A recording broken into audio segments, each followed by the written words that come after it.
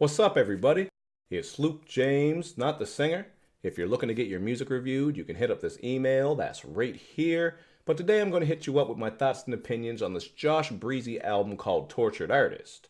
Josh Breezzyy is a rapper who's coming out of Long Island, New York, and he's put out a couple of projects over the years. So if you want to find out more about him and check out his music, you can just take a look at the information box underneath this video. But first things first, I do want to talk about the positives here because what I like mostly about this is the personal content. I think you guys know by now that I appreciate rappers who open up and get honest about all their struggles, and that is exactly what you're going to get on here because he is dealing with all kinds of issues, man. I'm talking about more issues than Archie comics, and I ain't saying that to put him down. I'm saying it's great that he's opening up and just being honest about it on an album, man. That's not always easy for people to do, but he does it very well. He's dealing with suicidal thoughts on here, on the song Waiting, breaking down a serious love-hate relationship on Feel Good. So there's plenty of picture painting and storytelling happening here, and that's something that some people really enjoy. So if that's you, you definitely want to listen to this. You will like that aspect of it. On the song Pray, which actually opens up the album, he really is getting into the ups and downs of his love life, as well as his battles with addiction. And you're getting some haunting production that matches up nicely because he is kind of coming with this somber vibe overall. I think this is a great track and really a nice way to open up the album because it lets the listener know what they're in for. You ain't going to get all this trap shit and bitches and bottles content. You are getting a man's life story and he's inviting you into his world. You're going to get even deeper into Josh's thoughts on the song called In My Head, where you are going to hear a little bit of an Eminem influence. And I appreciate on this one how he's speaking on his addiction and inner demons. He's really dealing with some negative cycles that he has going on in his life, or his head going on in his life. I don't know where he's at exactly right now, but on this project he's clearly going through some shit. So I do like that he is dealing with that, and I think it has some of the standout production as well. You're getting this vocal sample of this girl saying monster, and that is just perfect for this track because he's got these monsters or demons in his head, and this girl, by throwing that in, that little vocal sample, really adds to the overall feel of the track and makes the songwriting a little bit better as well. So this is a clear standout to me, and another one would be Act 3, Scene 4.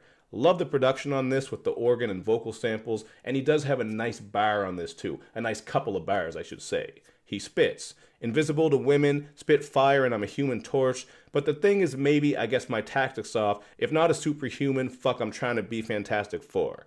Obviously, I'm butchering the bars here as far as my delivery, so listen to it for your damn self. But I'm just trying to tell you what he's saying, and I thought that was pretty clever because he's referencing the Fantastic Four.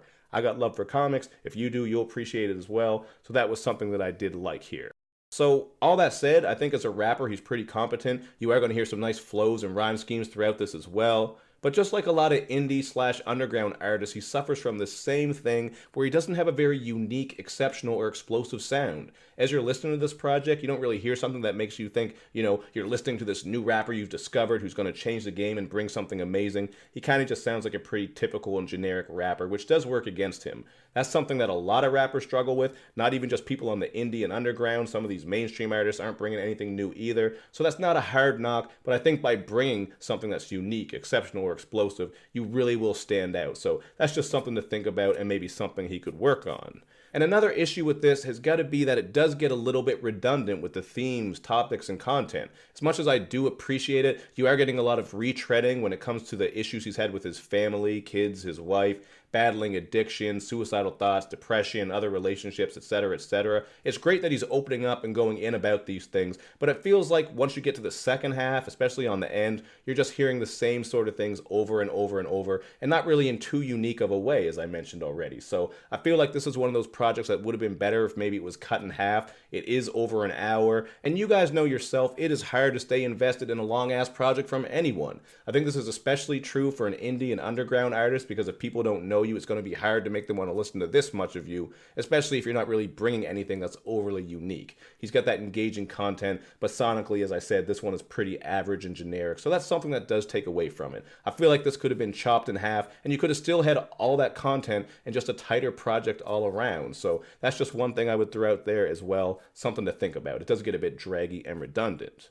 On that second half, as I mentioned, things are going to get a bit dull, mostly because of some of these ballad-style productions. For a couple examples, you got Pick Up the Phone, Rule the World, and Outer Space, and you're even going to get a knockoff Logic Suicide Hotline song, talking about the track called 1-800-662-4357. This is a song that inspires positivity and healing. I can't hate on that because, I mean, I'm not that type of person, man. I can be negative sometimes, but I ain't a hater when it comes to people dealing with their issues. But I'm just saying that anyone who sees this and hears this is obviously going to think of that Logic song. It's the same type of thing. You are getting another bland piano sort of ballad beat here. So this track right here, not going to put it as a least favorite because I like the message, but sonically I didn't care for this one at all. But that said, I'm going to go with a 2.5 out of 5 on this project because I do think it's pretty average and generic. As far as positives, I would say that he's a good rapper with the flows and schemes, and he's certainly bringing all kinds of content, which I've talked about multiple times. But I think he really needs to work on a unique sound, and this project would have been much better, as I said, if it was a bit more cohesive and not so draggy and redundant with the themes. The production's a bit spotty as well. I didn't love a lot of these beats, although there were a couple that I spoke on that I enjoyed. So there's a lot to work with here as far as his rapping and subject matter, but just sonically, I think he still needs to find his own sound and really craft an album that's a bit more tightly wound.